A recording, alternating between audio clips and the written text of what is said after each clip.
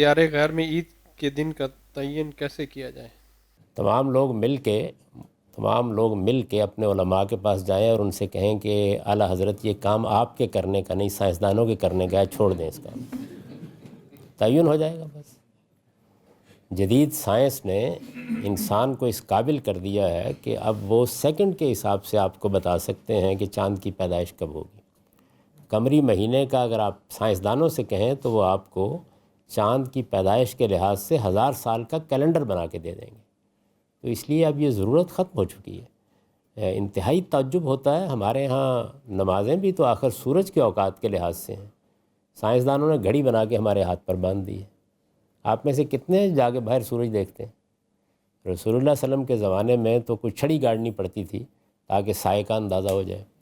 بتانے کے لیے بھی یہ کہنا پڑتا تھا کہ تمہارے قد کے برابر سایہ ہو جائے تو یہ نماز کا وقت ہو جائے گا، یہ ہو جائے تو یہ ہو جائے گا۔ غروب آفتاب کو بھی باہر نکل کے دیکھنا پڑتا تھا، کوئی اور طریقہ نہیں تھا۔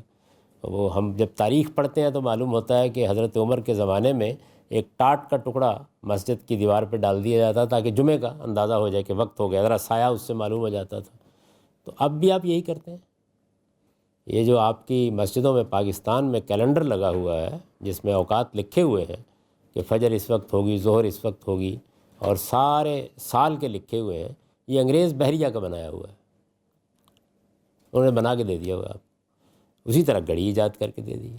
اب آپ اطمینان کے ساتھ گھڑی دیکھتے ہیں، روزہ بھی کھول لیتے ہیں، غروب ہو گیا آفتاب، اسی کے ساتھ آپ روزہ رکھتے ہیں، سحری بھی اسی کے ساتھ کہتے ہیں۔ مجھے یاد ہے، میں ایک دیہاتی پس منظر رکھتا ہوں، میری والدہ اور ہماری خالائیں دیہات میں تاروں کو دیکھ کر اندازہ کرتی تھیں کہ سحری کا وقت ہو گیا ہے یا نہیں ہوا ہے۔